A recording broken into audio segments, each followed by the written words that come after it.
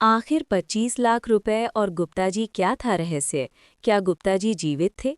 Part 1 में लंबा ना हो और ज्यादा उबाऊ ना हो, साथ ही कुछ तकनीकी कारणों से 25 लाख का रहस्यमयी कहानी आपको पूरा नहीं सुनवा सका था।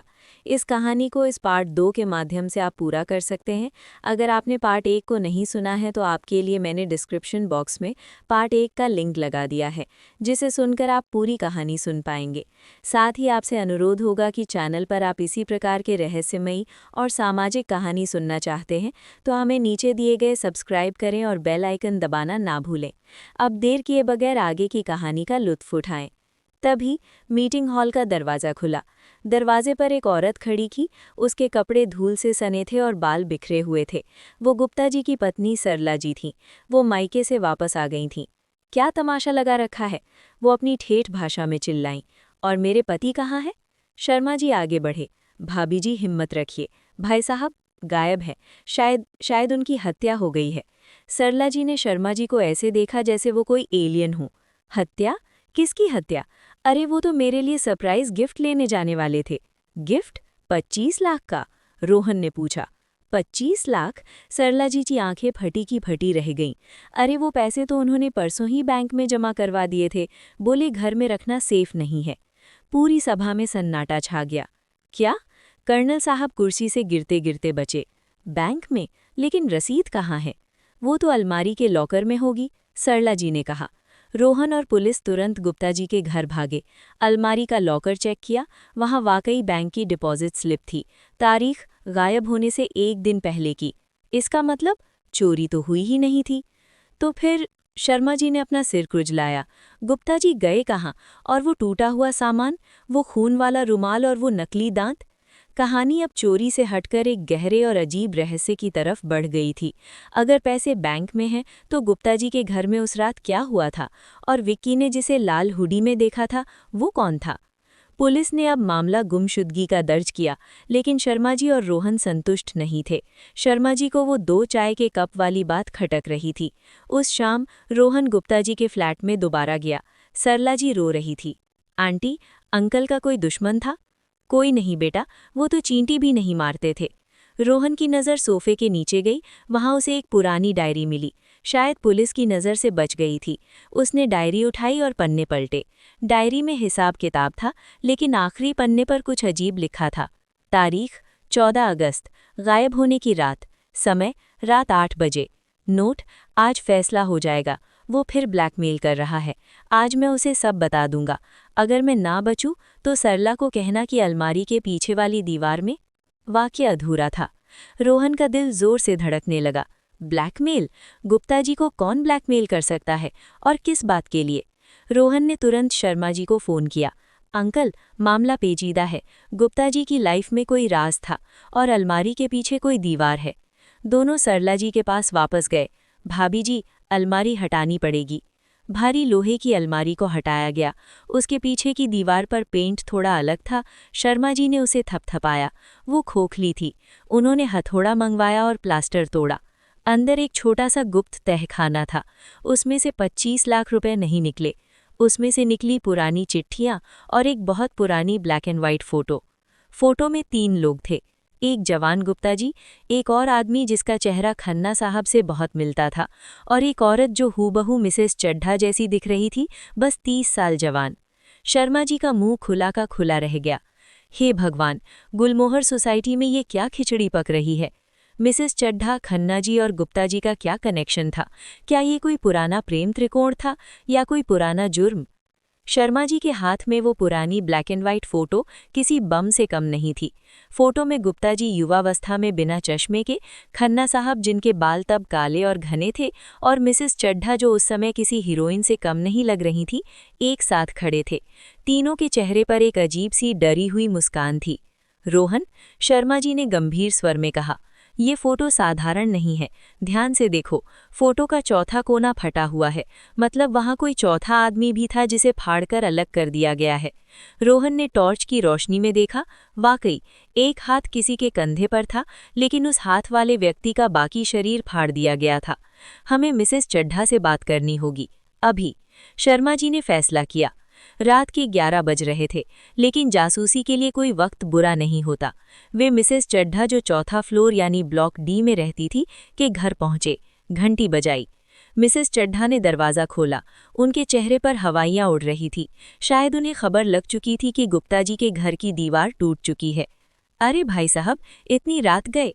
उन्होंने सामान्य दिखने की कोशिश की, लेकिन उनकी आवाज़ कांप रही थी। शर्मा जी ने बिना कोई भूमिका बनाए वो फोटो उनकी नाक के नीचे कर दी। भाभी जी, ये आप हैं, गुप्ता जी हैं और खन्ना साहब है। 1990 का दशक लग रहा है और ये डायरी में लिखा है ब्लैकमेल। अब आप सच बताएंगी या मैं दरोगा सिंह को बुलाऊं? मिसेस चड्ढा का चेहरा सफ़ेद पड़ गया। वो सोफे पर धम से बैठ गईं। उन्होंने पानी का गिलास उठाया और एक सांस में पी गईं। वो कॉलेज के दिन थे। मिसेस चड्ढा ने रुंधे गले से बताना शुरू किया। हम तीनों, मैं, गुप्ता जी और खन्ना, लखनऊ यूनिवर्सिटी में साथ पढ़ते थे। हम बहुत अच्छे दोस्त थे। एक दिन हमने एक गलती की। कैसी गलती? रोहन ने उत्सुकता से पूछा। हमने कॉलेज के ड्रामे के फंड से थोड़े पैसे उधार लिए थे, लॉटरी टिकट खरीदने के लिए। हमने सोचा था लॉटरी जीतेंगे और पैसा वापस रख देंगे। हमारी किस्मत अच्छी थी, लॉटरी लग गई, पूरे 5 लाख की। उस जमाने में 5 लाख बहुत बड़ी रकम थी। फिर? शर्मा जी की आंखें चमक रही थी। फिर लालच आ गया। मिसेस चड्ढा ने सिर झुका लिया। हमने वो पैसे कॉलेज फंड में वापस नहीं किए। हमने आपस में बांट लिए और कसम खाई कि इस राज को कभी किसी को नहीं बताएंगे। 30 साल तक सब ठीक रहा। हम सब अलग अलग शहरों में बस गए। फिर अचानक 5 साल पहले हम तीनों इत्तेफाक से इसी गुलमोहर सोसाइटी में मिल गए। हमने इसे कुदरत का करिश्मा समझा। लेकिन शर्मा जी ने पूछा। लेकिन गुप्ता जी को पछतावा होने लगा था। वो ईमानदार बन गए थे। पिछले हफ्ते उन्होंने मुझसे और खन्ना से कहा कि वो अपना गुनाह कबूल करना चाहते हैं। वो उस 25 लाख के सोसाइटी फंड को देखकर घबरा गए थे।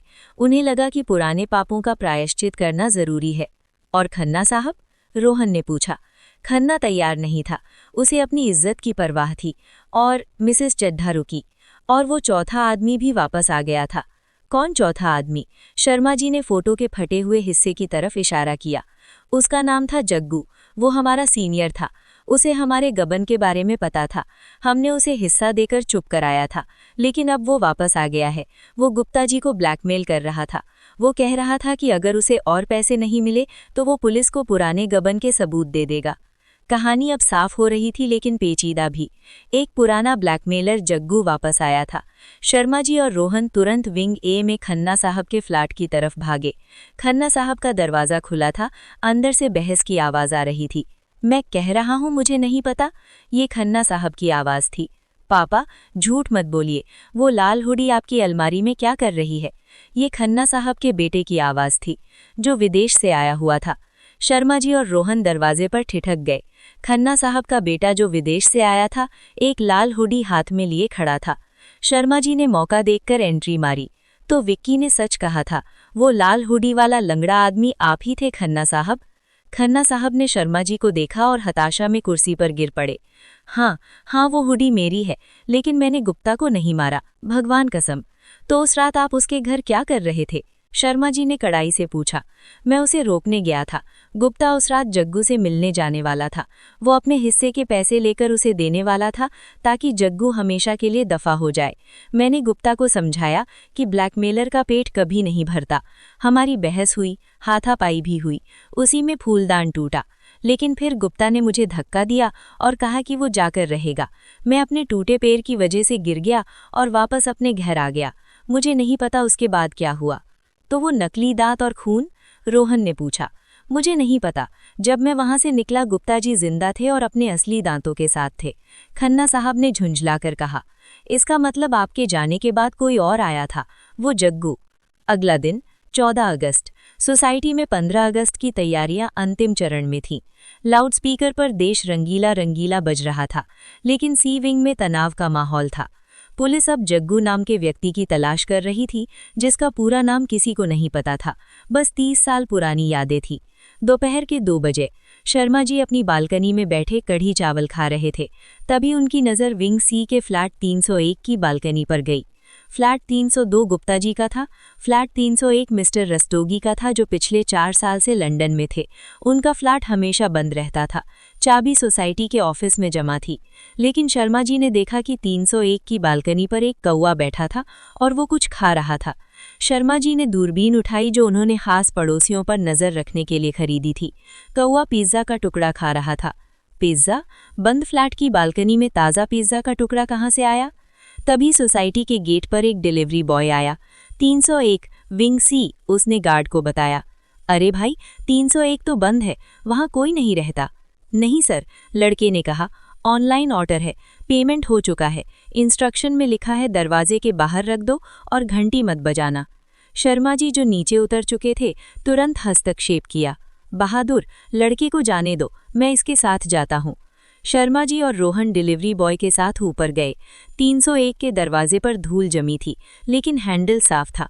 डिलीवरी बॉय ने पिज्ज़ा रखा और चला गया। शर्मा जी और रोहन सीढ़ियों के पीछे छिप गए। 5 मिनट बीते, 10 मिनट बीते, फिर धीरे से, बहुत धीरे से 301 का दरवाज़ा खुला। एक हाथ बाहर आया और पिज़्ज़ा का डिब्बा अंदर खींच लिया। हाथ पर एक टैटू था, एक बिच्छू का निशान। देखा तुमने? शर्मा जी ने फुसफुसाते हुए कहा। अंदर कोई है। अब ये साफ था कि कातिल या कातरकर्ता फ्लैट 301 में छिपा है। शायद गुप्ता जी भी वहीं है। पुलिस को बुलाने से पहले शर्मा जी पुष्टि करना चाहते थे। रोहन, हमें अंदर देखना होगा, लेकिन कैसे? रोहन ने अपनी इंजीनियरिंग का दिमाग लगाया। Uncle, ventilation shaft, Gupta ji के किचन का एग्जॉस्ट फैन और रस्तोगी जी के किचन का एग्जॉस्ट फैन एक ही डक्ट में खुलता है। अगर हम गुप्ता जी के किचन से एक कैमरा डाल सके। योजना बनी। इसे कोड नेम दिया गया ऑपरेशन मलाई कोफ्ता, क्योंकि गुप्ता जी को मलाई कोफ्ता बहुत पसंद था। रोहन एक एंडोस्कोपिक कैमरा, तार वाला कैमरा जो मोबाइल से जुड़ता है, ले आया। वे चुपके से गुप्ता जी के किचन में गए, एग्जॉस्ट फैन हटाया, कैमरा धीरे धीरे डक्ट में डाला और उसे 301 की तरफ मोड़ा। स्क्रीन पर धुंधली तस्वीर आई।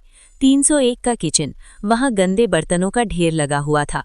कैमरा थोड़ा और आगे बढ़ा, लिविंग रूम दिखा। वहां एक आदमी कुर्सी पर बैठा पिज़्ज़ा खा रहा था। उसका चेहरा साफ नहीं दिख रहा था क्योंकि उसने टोपी पहनी थी, लेकिन उसके हाथ पर बिच्छू का टैटू था। और कोने में एक कुर्सी पर गुप्ता जी बंधे हुए थे। उनके मुंह पर टेप लगा था। वो जिंदा थे, लेकिन बेहोश लग रहे थे। मिल गए, रोहन चिल्लाया, लेकिन आवाज़ शायद ज्यादा तेज हो गई। स्क्रीन पर दिख रहे उस बिच्छू टैटू वाले आदमी ने अचानक कैमरे की तरफ देखा। उसकी आंखें खूंखार थीं। उसने एक लोहे की रॉड उठाई और कैमरे पर दे मारी। Connection lost. वो जान गया है, हम यहाँ हैं। शर्मा जी घबराए। वो गुप्ता जी को मार सकता है।